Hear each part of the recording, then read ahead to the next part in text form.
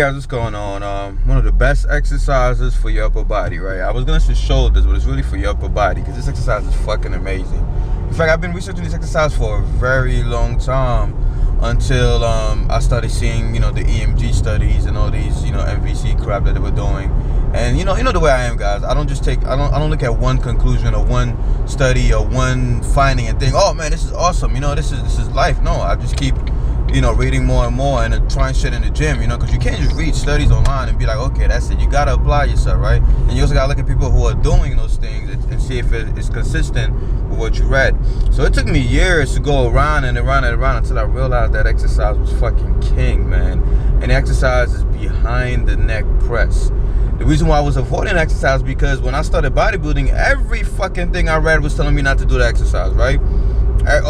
Some of the bodybuilding magazines, some of the articles I read online, some of the people asking, they're like, oh, don't do that exercise. It's unnatural, increases your chance of injury, blah, blah, blah, right? And I thought, okay, these motherfuckers probably right. I could find substitutes, right? I could do dumbbell presses, I could do shoulder presses, and I got some gains, doing regular presses, but it was always hard for me to really fill my shoulders. I would have to do a lot of volume, and we all know shoulders require a lot of volume to see growth. Until recently, Hansa, for example, my roommate, you guys know Hansa. Hansa's been lifting for what now?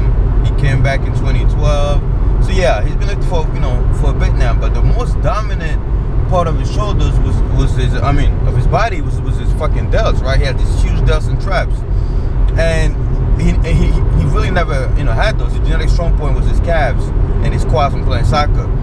And I remember when Hansa started doing behind the neck presses because we had read one of these things on behind the neck press. We heard that Kevin Levrone, one of the guys with the best shoulders in bodybuilding history, was a big proponent of behind the neck presses.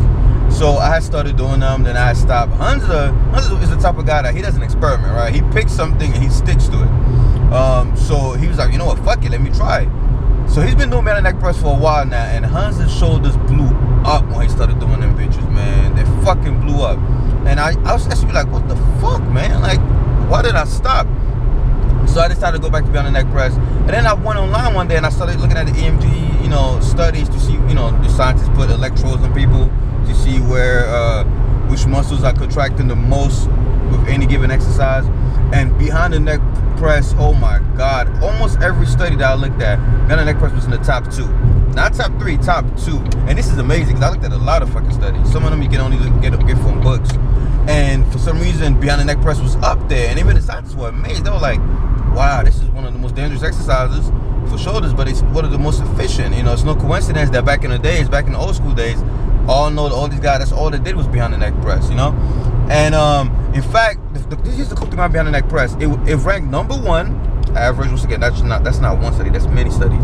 It ranked number 1 for front delts. It was number 1 in front of military press to the front.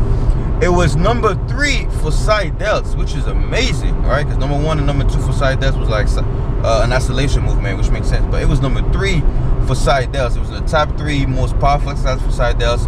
And here's the shocker, guys. It was number 3 as well, which is crazy. Number 3 as well for upper traps. And that blew my mind. That blew the mind of a lot of scientists. They were like, whoa, it was number 3 for upper traps. That's why a lot of people that do behind the neck press, they'll notice that the shoulders are growing finally, and then the upper traps is also growing. That's because behind the neck press is in the top 3 for upper traps. It's up there with shrugs and deadlifts and front raises, which is ridiculous. It even scored higher for traps than upright rows, right? That's crazy. So it's number 1 for front delts, number 3 for side delts, number 3 for upper traps, which is still amazing. It still blows my mind, guys. And catch this, it is number 2 for the long head of your triceps. No one would have fucking guessed that. That's why I love science sometimes, because you find that shit no one would have guessed. So you got an exercise with just a fucking tank. Front delts, side delts, upper traps, and the long head of your triceps. It is number 2 for the long head of your triceps. That means it beat one hand extensions, it beat seated fucking skull crushers and shit like that. It beat a lot of exercises for the long head of your triceps, which is a great reason why if you're out of time and you're doing chest, shoulders, triceps, or push workout, whatever, behind the neck press gives you the most buck for your money. And if you look at Kevin Levrone, what was his 3 best body parts?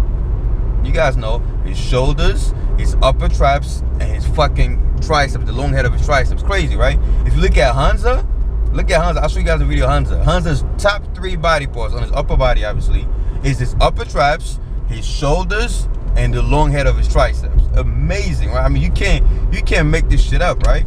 So guys, I'm warning you, start doing behind the neck presses. If your shoulders can tolerate it, if your joints are healthy, you know, give it a try, man. You get some amazing gains in your triceps, your upper traps, and your delts. And I hope this video helps, guys, because it definitely helped me. And you know, I started throwing them bitches in my routine, and me and Marco too. Me and Marco started doing them. Marco's in love with them now because he finally got his long head of his triceps to grow, and his upper traps and shoulders got even bigger. If you see the way Marco looks now, he looks just like Hansa. It's amazing how one exercise can make everyone look the same, right? Which is fucking, you know, amazing in this whole upper region. So behind the neck press, guys, try it out. Megan, Team 3D. All right, guys, what's up? Now I know you're looking confused, kind of like, what's this video all about? We're looking like a burnt version of the Hodge twins right now. But anyway, I want to tell you guys, I inbox a lot of my subscribers. A lot of you guys have been with me from the beginning, and you guys message me a lot, and you know, we have conversations on Facebook, whatever. And sometimes I forget that I'm